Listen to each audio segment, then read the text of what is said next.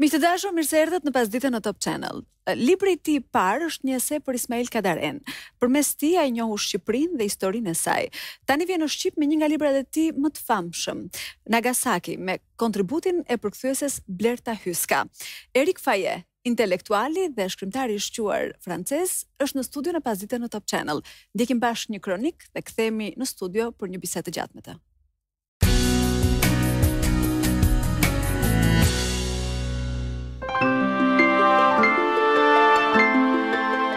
Për një shkrimtar, laboratori më i madh eksperimental është natyra njerëzore. Kudo që ajo ndodhet, në të gjitha format, ajo përbën lëndën e parë për një histori të mirë. Edhe për shkrimtarin Erik Faye, natyra njerëzore ka qenë një grishje e përhershme. Fillimisht duke njohur dhe eksploruar me syrin analitik të një francezi perëndimor, realitetin e një vendi të vogël e të izoluar, siç ishte Shqipëria. Në vitin 1989, vjen në Shqipëri për të mësuar më shumë, duke mundësuar një takim me shkrimtarin e saponjohur në Perëndim, Ismail Kadare. Ishte pikërisht takimi me shkrimtarin që e çoi në botimin e tij të parë, 3 intervista me Ismail Kadaren. Një botim i cili do të shpjegonte takimet e autorit me Kadaren në 3 momente kyçe të jetës së shkrimtarit. Marrëdhënia me veprën e Kadares do të vazhdonte më tej në bashkëpunimin me Jusuf Vrionin, përkthyesin në frëngjisht të Ismail Kadares. Faye redakton të 4 botimet e veprës të publikuar në frëngjisht. Bashkëpunimin me Vrionin e çon më tej duke sjellë një biografi të intelektualit. Të dy botojnë Kujtimet e Evropianit, një rrëfim i Jusuf Vrionit për jetën e tij dhe ngjarjet e kohës. Pas disa eksplorimeve në stile të ndryshme letrare, Erik Faye në vitin 1998 boton romanin e tij të parë, Misteri i 3 kufive, i cili do të ndiqej nga romani Paris. Në vitin 2010, romani i tij Nagasaki vlerësohet nga Akademia Franceze si romani më i mirë i vitit.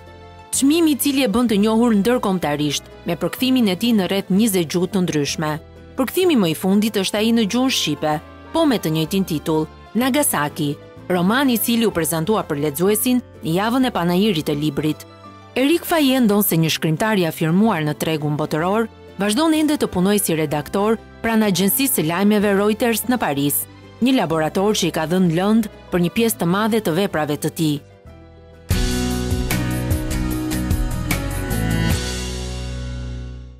Zoti Faye, mirë se erdhët në Pasdite në Top Channel. Është e sata herë për ju që ndodheni në Shqipëri? Mendoj që është hera e 8 që vi në Shqipëri. Hera e parë ishte në vitin 1989. Si e kujtoni atë kohë? Çfarë ju solli në Shqipëri?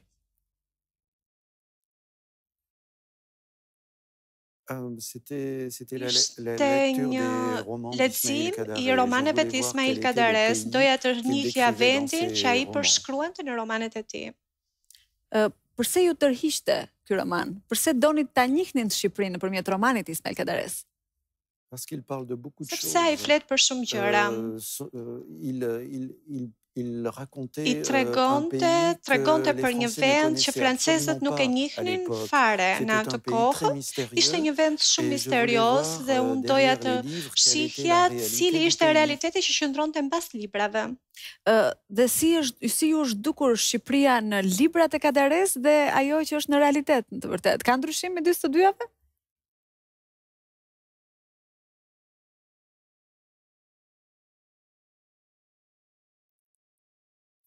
Po, sigurisht, ishte një vend, si ta them, shumë i ndryshëm nga Shqipëria që është sot. Ai, dikush që kthehet 25 vjet më vonë, nuk e njeh fare Shqipërinë. Në atë kohë ishte një vend shumë i qetë, shumë i panjohur për ne, shumë i mbyllur për francezët. Nuk e shihnim vërtet realitetin shqiptar në atë kohë. Na kishim guida, dhe gjithçka ishte buzëqeshur, gjithçka ishte artificiale për turistët. Ishte si një pjesë teatri, ajo që shihnim ne europianët, perëndimorët. Si e mbani mend takimin e parë me Ismail Kadaren? Kur ka qenë dhe si ju është ndukur ai? Ne jemi takuar në Hotel Dajti për të bërë disa biseda bashkë. Flisnim vetëm për letërsi, sepse unë e dija që gjithçka ishte e kontrolluar, kishte përgjues nën tryeza. Ishte diçka pasionante për mua, ishte si një kurs letërsie, si një leksion letërsie që merrja nga ai. Edhe i guximshëm? Ju është dukur i guximshëm?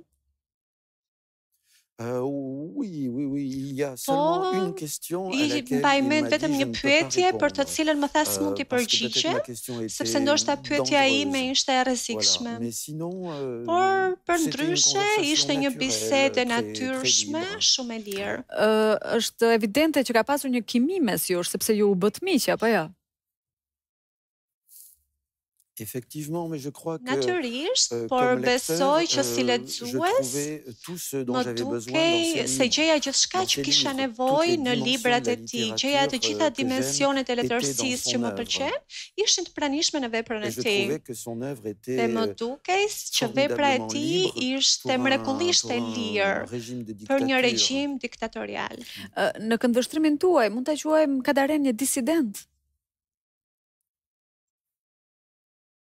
Jo, sepse ishte pamundur të ishe disident në Shqipërinë komuniste. Shumë shpejt mund të përfundoje në kamp.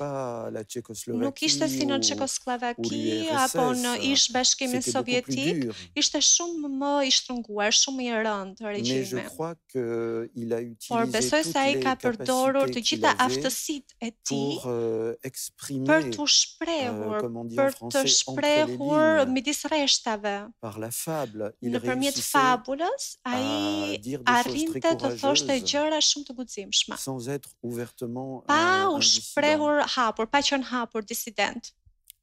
Mund të themi që diktatura në thonjza apo sforcimi për të shkruar mes rreshtave e kanë bërë Kadaren shkrimtarin që është sot, një shkrimtar të madh.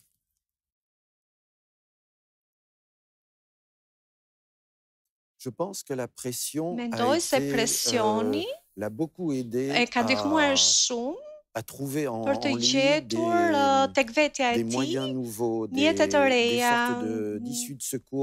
dalje të shpejta për të shprehur. Mund të themi se letërsia ndonjëherë të ndihmon në mënyrë të tërthortë një shkrimtar për të bërë më i madh se sa mund të kishte qenë, sepse sa më i fortë jetë presioni tek njeriu, aq më shumë ai kërkon tek vetja e vet cilësitë. A keni qenë ju një shtys, një mbështetje, një vendim përfundimtar që Kadaret vendosej në Francë dhe ta ikte nga Shqipëria? Jo, ishte botuesi i tij francez, mendoj që i ka rregulluar gjërat që e ka ndihmuar. Unë kisha filluar një libër bisedash me të.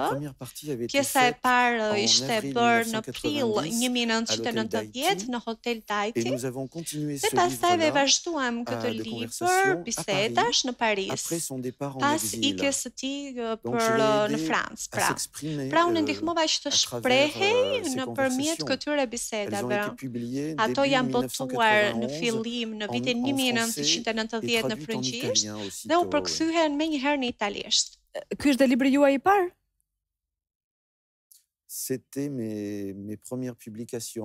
Ishte botimi im i parë, pra fal ti, unë fillova jetën time si shkrimtar. Pse vendosët të filloni jetën tuaj si shkrimtar pikërisht me dialogje me Ismail Kadaren?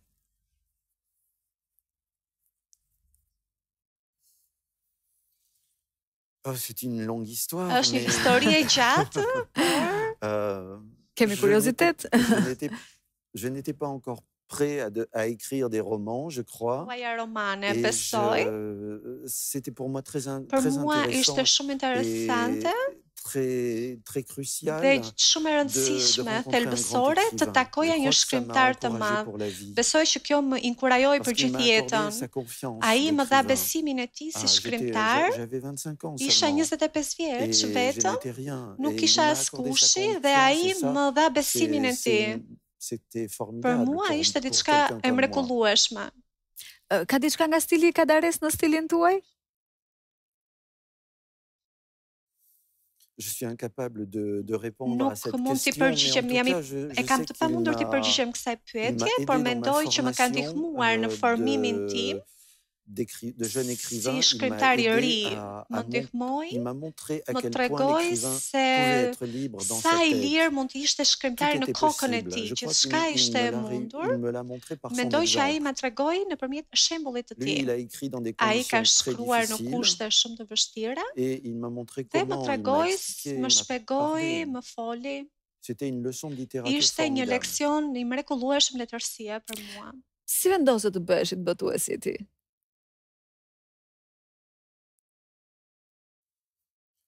Oui, ensuite sont les éditions Fayard, son éditeur français, botuesi i tij francez më propozoi të shkruaja parathënie mbi librat e tij, romanet e tij. Claude Durand, botuesi francez, më bëri propozimin dhe unë isha shumë i nderuar dhe pranova.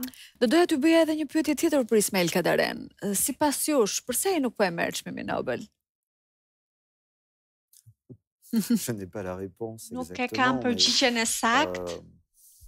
Je pense que le prix Nobel se çmimi Nobel I vjen rrotull botës në raport me zona të ndryshme gjeografike të botës, mund të jetë në një moment Portugalia, në një moment tjetër Kina. Duhet të presim që t'ju vi rradha Ballkanit dhe Shqipërisë, duhet jemi të durueshëm, nuk e di. Çfarë mendimi keni për çmimin Nobel në vetvete? Është një çmim politik?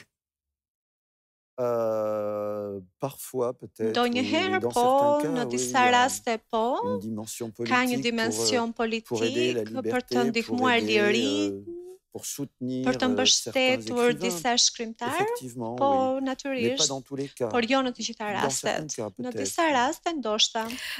Le të flasim për ju. Shqipja është gjuaja 20, në mos gaboj, që vjen libri juaj Nagasaki, me cilin ju keni marrë edhe një çmim vërtet prestigjioz në Francë. Ku konsiston suksesi I tij?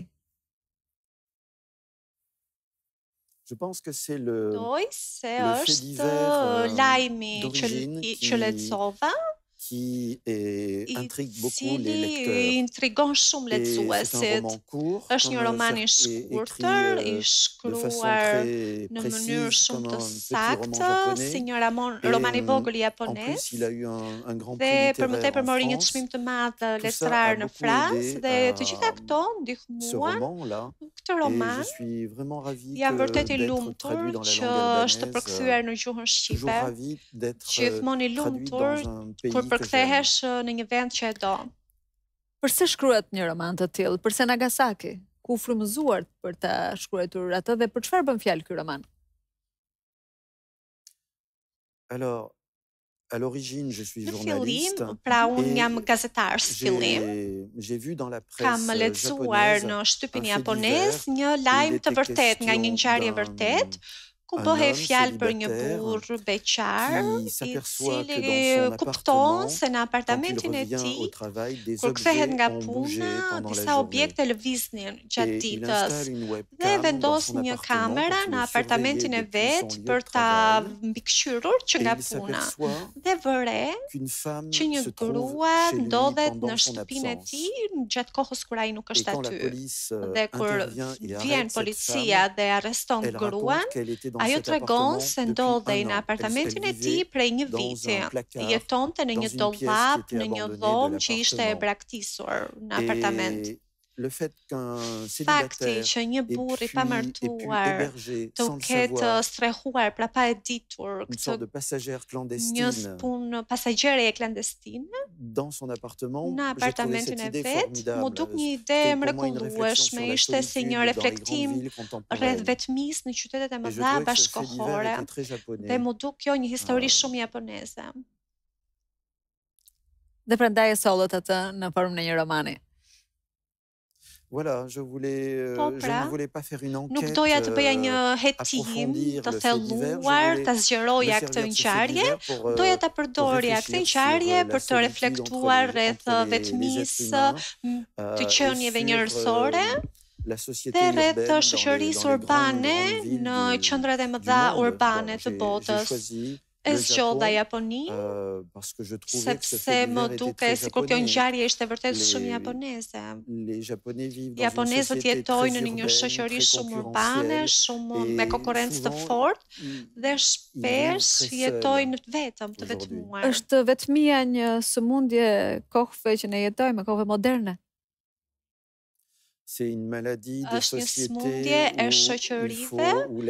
ku qenia njerëzore duhet të jetë gjithmonë më i miri, gjithmonë në konkurrencë me të tjerët. Dhe mendoj që nda bashkimi, solidariteti po janë duke u zhdukur, sidomos në qytetet e mëdha. Ku ndryshon një shkrimtar francez nga një shkrimtar shqiptar?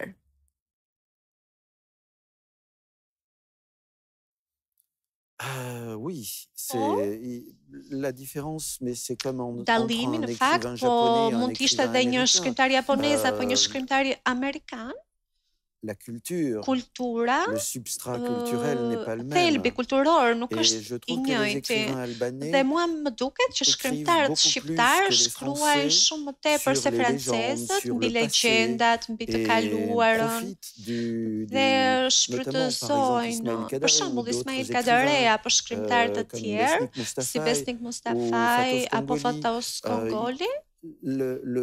L'histoire, pra, la politique, est davantage présente këto janë më shumë të pranishme, politika e historia, se sa në romanet franceze. Romanet franceze shpesh flasin për ndjenjat, për marrëdhëniet mes një burri dhe një gruaje.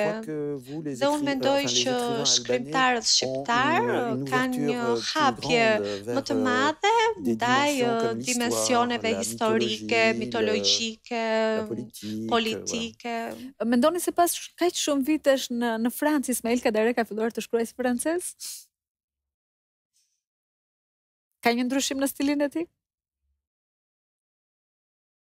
Non, je trouve qu'il n'a absolument pas changé. Jo, besoj që nuk ka ndryshuar absolutisht fare. Non, je trouve qu'il écrit à peu près Mendoj de që la ai même shkruan façon pak a shumë në të njëjtën mënyrë, depuis que je le connais, që kur e njohun. Et la liberté Dhe nouvelle en liria Albanie e re pra që është vendosur në Shqipëri, nuk e ka ndryshuar në thelb mënyrën e tij të shkruarit. Sepse ai ka qenë i formuar, është një shkrimtar i shekullit e 20, është një shkrimtar që është rritur në një mjedis të caktuar, dhe identiteti i tij i vërtet është identiteti i vërtet i një shkrimtari është rinia e tij. On est prisonnier de sa jeunesse. Jemi i burgosur i rinisë në disa mënyra. Mendoni se ka lënë gjurmë diktatura në mënyrën se si ne shkruajmë? Shumica e shkrimtarëve kanë subjekt diktaturën në librat e tyre.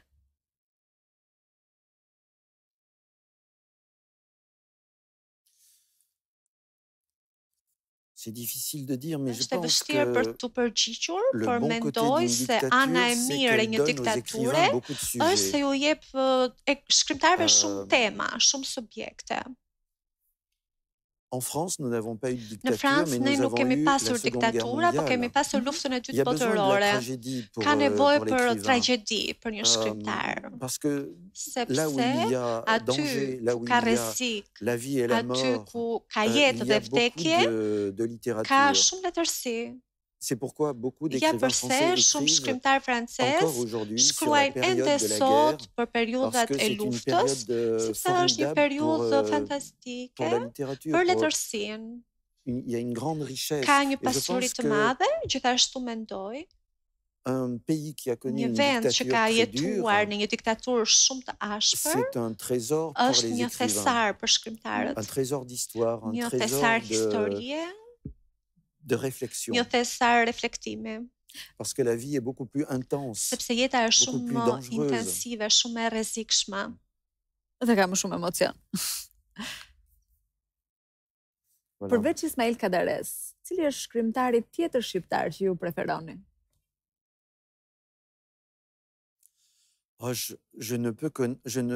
Malheureusement, je ne lis pas l'albanais. Nuk lexoj në gjuhën shqipe, nuk e njoh gjuhën shqipe. Lexoj vetëm përkthime nga shqipja. Kam mundur të lexoj 2 shkrimtar shqiptar që më pëlqejnë shumë. Besnik Mustafaj dhe Fatos Kongoli. Et en dehors de l'Albanie, j'aime beaucoup aussi Luan Starova, i cili është me origjinë shqiptare dhe që jeton në Maqedoni, që shkruan në gjuhën maqedonse dhe në gjuhën shqipe, dhe në Kosovë më pëlqen shumë tregimet e Ekrem Bashës. Do të vazhdojmë të flasim për romanin tuaj Nagasaki dhe do të na bashkohet në panelet e përkthyesja juaj Blerta Hyska, por do të shkojmë në publicitet dhe do të kthehemi pastaj në studio.